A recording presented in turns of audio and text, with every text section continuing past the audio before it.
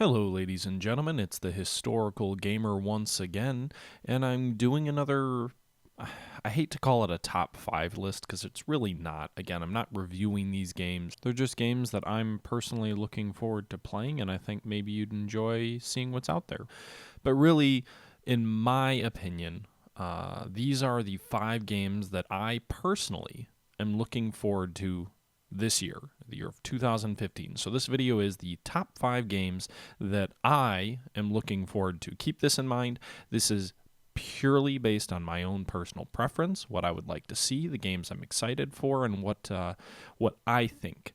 But the first game on my list is going to show that I obviously have a biased and a vested interest in it. Still, I certainly I thought this was something that maybe you'd enjoy to see, and maybe just kind of talk about the games. And if this is something, if there are games in here that you think I left out, let me know about them. Because I'll be honest, I don't know a ton about some of the games that are coming out this year. I don't generally follow games along their development path, so I really only hear about what else is being talked about. And I think a lot of the games that I follow, I do a lot of war games, and a lot of those types of games really don't get a whole lot of hype in their in the lead up to their release. So that can certainly make it difficult to really have I'm really excited for these games. But anyway, these are the 5 games that I personally am really looking forward to this year, and the 5 games that I really would love to play and can't wait for it to come out. The first game on my list is To End All Wars, Breaking the Deadlock. Now, this is a little bit of a cheat because this really isn't a brand new game, rather an expansion for an already existing game. To End All Wars came out in 2014, and I played it quite a bit. Still playing through my Entity or Entente Let's Play on my YouTube channel here, but it's been delayed a bit. And one of the things that I found a little bit disappointing with the game is when the original game came out, it only came with 2 scenarios. Really 1, wasn't it? It was either 1 or, no, 2, but they were both grand scenarios, entire front, from the start of the war to the end of the war.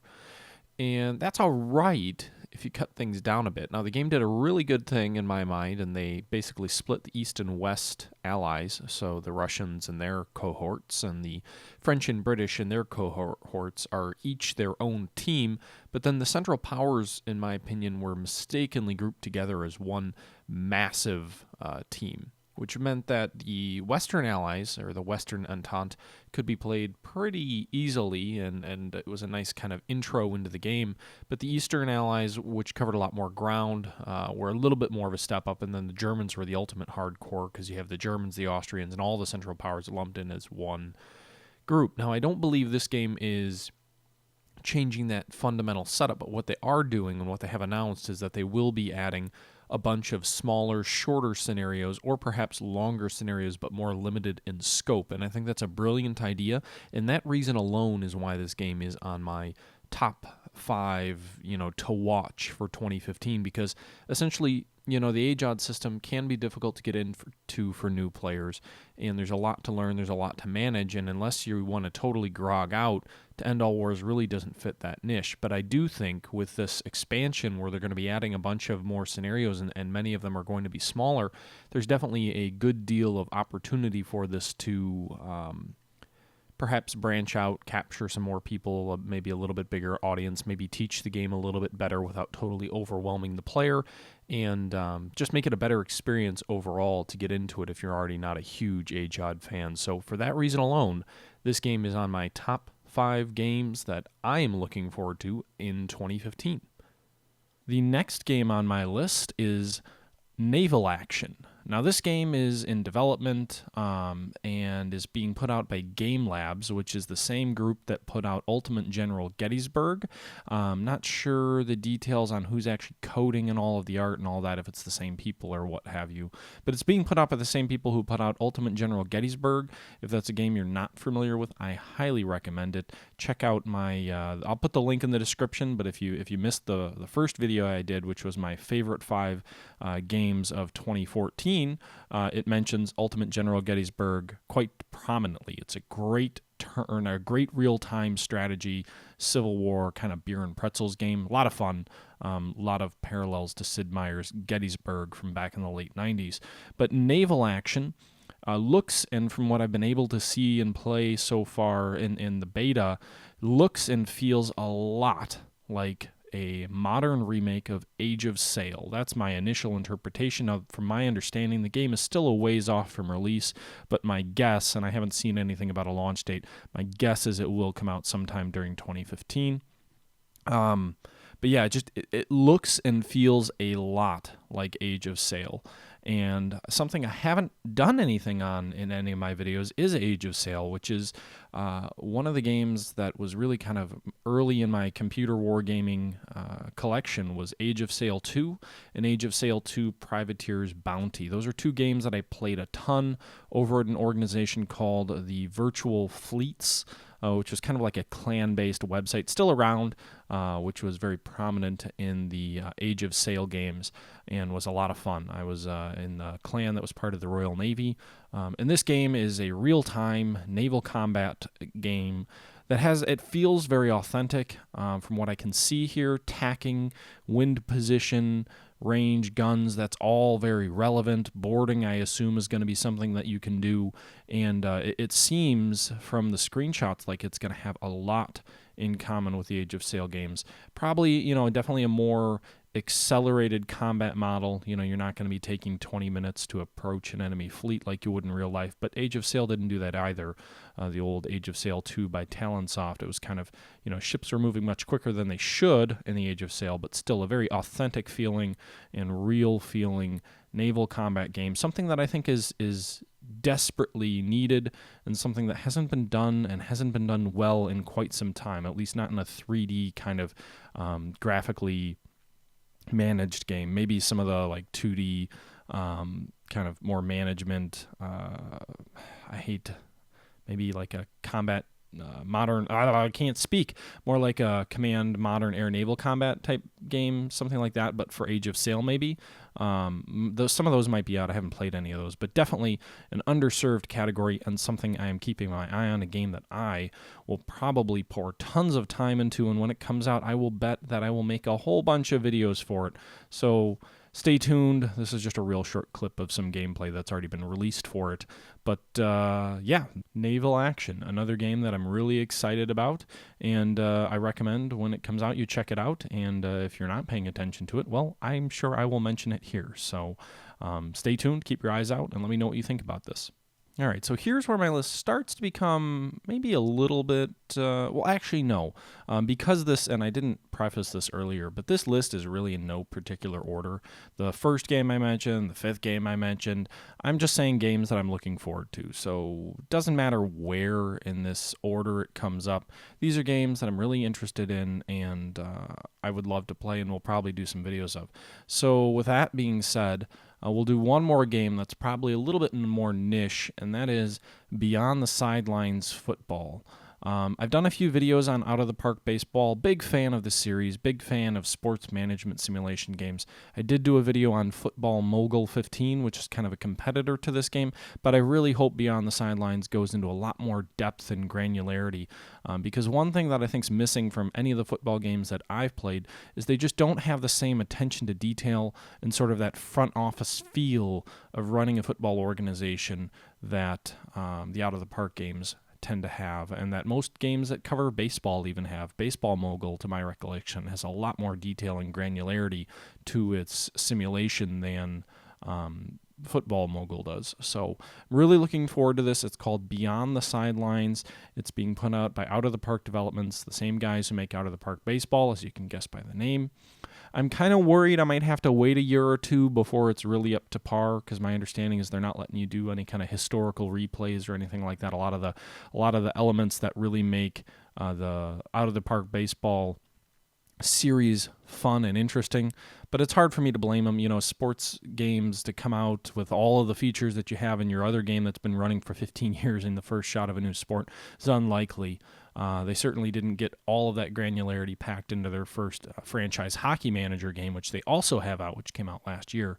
But Beyond the Sidelines football game, I'm looking forward to a lot, mainly because, like I said, the business and sports management games that are out there right now really don't do the sport justice. To be honest, playing Football Mogul, there's more front office depth in Madden, or at least almost more front office depth in Madden, at least maybe until this year. It seems like they kind of got rid of some of the micromanaging stuff in the finances, but there really isn't a compelling reason to play some of the management games out there. And given Out of the Park Development's history, I'm hoping Beyond the Sidelines changes that. But time will tell, and we'll see. So that's the third game on my list, Beyond the Sidelines Football by Out of the Park Developments. All right, so enough of that non-wargamey type stuff.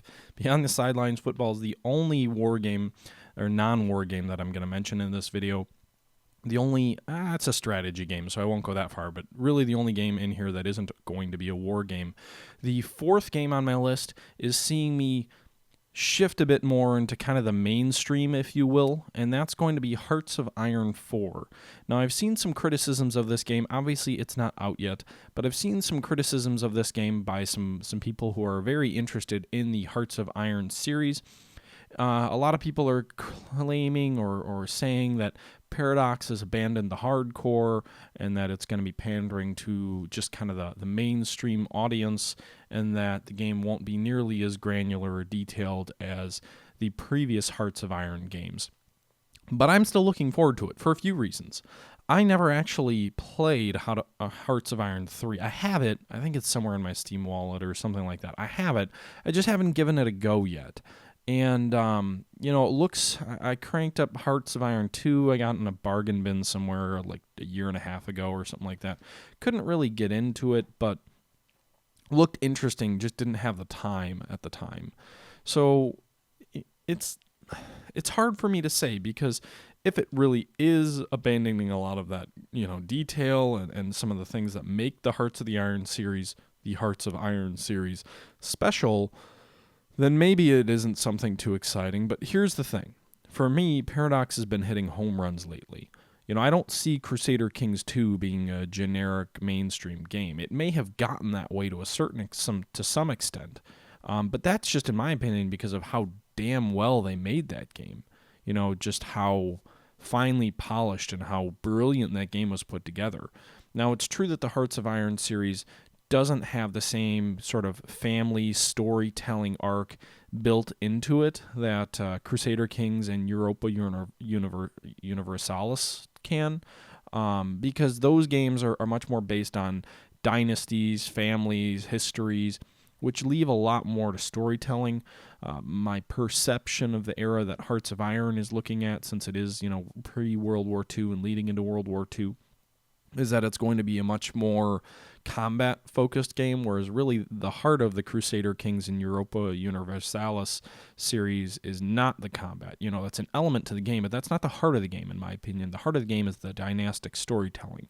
So Hearts of Iron is a very different game, but seeing just how well Paradox hit those two games out of the park in the last couple of years gives me a lot of faith in Hearts of Iron 4.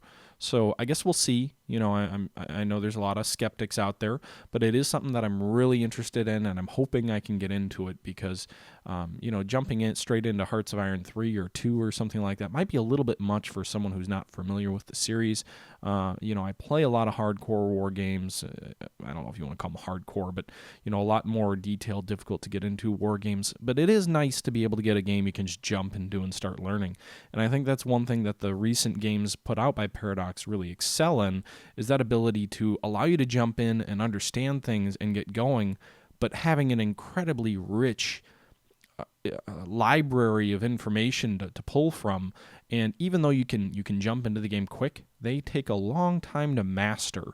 And I'm hoping that Paradox does the same for Hearts of Iron that they've done with Crusader Kings and Europa Universalis, and really knock it out of the park with that element of making it easy to jump into, but then also having just a ton of stuff and making, basically, my long-winded response, make it easy to jump into, make it difficult to master. That's what I'm hoping for. So there is the fourth game on my list, and that's Hearts of Iron 4. All right, and for the fifth and final game on my list, what is it going to be? Well, I'm going to stay a little bit more mainstream. I'm going with Attila, Total War Attila. Um, or is it Attila Total War? I don't know. I get that confused all the time with the way that Creative Assembly has changed the way they handle their titling or whatever. Rome Total War. That wasn't Rome. It was Total War Rome. Got a lot of negative press, and rightly so. When the game came out, it was very buggy. I'll be honest, I did not have a whole lot of problems with it, but I know a lot of people did, and it was far from a perfect launch. It had issues. But the reason I'm excited for Total War Attila is because it's going back to what Creative Assembly has had quite a bit of success doing lately. If you've looked at their recent releases, Empire Total War had a lot of the same problems that Rome Total War had, in that the game was probably too big and all-encompassing for the fragile state of the AI when the game came out, and it just it didn't work as well as it should have. But then, a year later, they came out with Napoleon Total War, which was essentially just a shrunk down Empire. It was the same, to my understanding, it was the same engine, and it was definitely the smaller scale of that combat. It's shrinking it down from being over 100-year-long campaign to being something in the length of 20 years in multiple different scenarios, in limiting the combat just to continental Europe, and a very, very tight designed game really allowed the Total War game to shine in the state that it was in. And I have a hunch that you're going to see the same thing happen with Rome Total War to Attila Total War, is that I think what's going to happen with Attila is you're going to see a shrunk down campaign. So instead of a multiple 100-year-long campaign, you're going to see the decline and fall of Rome, probably that 20 to 30 year period around when Attila was ravaging the empire and the empire was crumbling into its last days. That would be my hunch, is the time period they're going to cover. And I think by covering something that's only 20 or 30 years, they're going to be able to do a lot more effective scripting. The AI is going to seem more competent, at least on the strategic level. And the game it's going to work a lot better with that more tightly wound campaign. The Total War series, in my opinion, really gets lost and difficult, does a poor job when you give it 300-400 years to play with. When you shrink things down, you limit the campaign map, you limit a lot of things. I think you saw the same thing with Total War Rome, whatever, the Gaul expansion.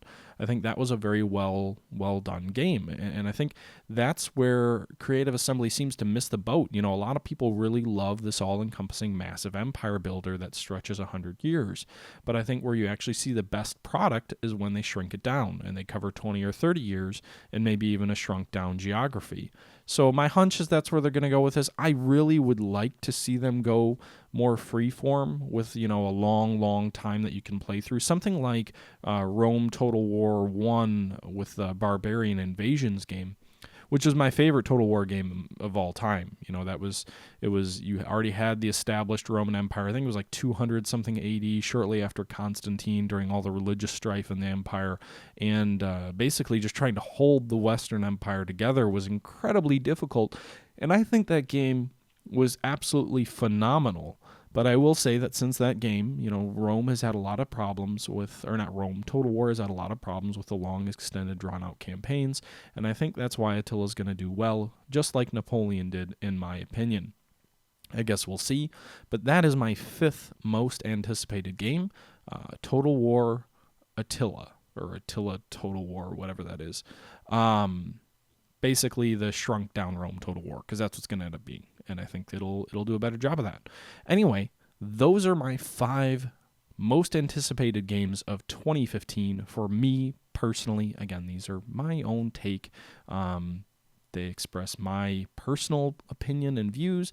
They are not necessarily indicative of anyone else's, and if you have a different 5, let me know in the comments and descriptions. I appreciate you tuning in. And until next time, this is the Historical Gamer saying thank you for watching, and I'm out.